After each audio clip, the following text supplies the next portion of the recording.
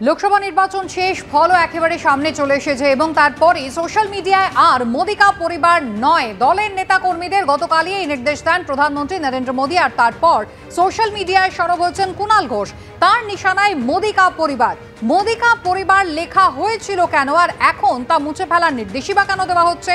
দেশ ও বাংলার জনাদেশ থেকে ধাক্কা খেয়েই কি এই সিদ্ধান্ত? বিজেপি ও এনডিএর অন্দরমহল যে টলমলো, তারই প্রতিফলন। এক্স হ্যান্ডেলে এভাবেই পোস্ট করে সমালোচনা করলেন কুণাল ঘোষ।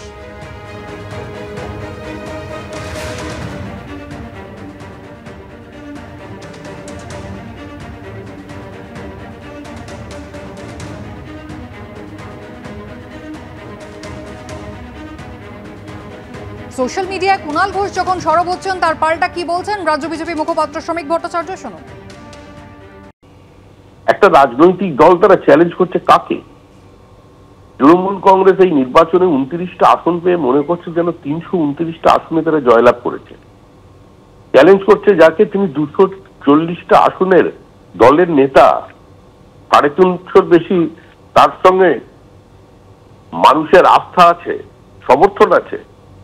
তো এইসব জনভিত্তি হারিয়ে গেছে, জনভিত্তি গিয়ে টলমল অবস্থা। মোদিকা পরিবার, এখনো আমরা বলছি মোদী পরিবার। মোদী পরিবারের মানে বিজেপি পরিবার। নবান্নের খবর পাচার হচ্ছে বলে সন্দেহ প্রকাশ করলেন খোদ মুখ্যমন্ত্রী। দুকুল বাঁচিয়ে চলছেন অনেক অফিসার। ওভারলোডেড ট্রাক থেকে টাকা তুলে কাঁথিতে চলে যাওয়ার অভিযোগ মুখ্যমন্ত্রী।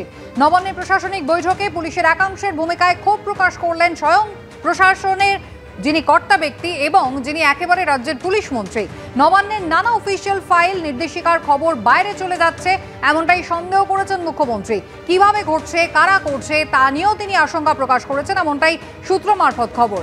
প্রশাসন আরও সক্রিয় হলে লোকসভায় মিলত বাড়তি 3 থেকে 4টি আসন। নবান্নে প্রশাসনিক বৈঠকে এমনটাই দাবি করেছেন মুখ্যমন্ত্রী বলে সূত্র মারফত জানা যাচ্ছে।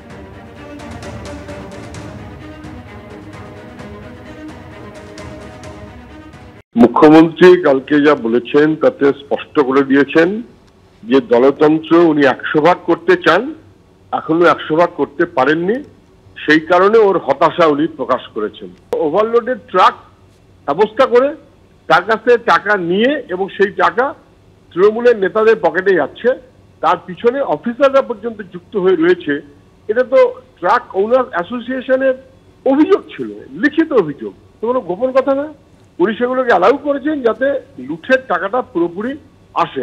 তাহলে প্রশাসন সক্রিয় হয়ে ওর হয়ে ডান্ডা পেটাই করলে, খুশি মতন অসভ্যতা করলে উনি সিট বাড়াতে পারেন। প্রশাসন এই ডান্ডা পেটাই না করলে ওনার নিজের যোগ্যতা ক্রমশ কমছে। এটা ওনার কথায় কালকে কিন্তু স্পষ্ট হয়ে গেছে।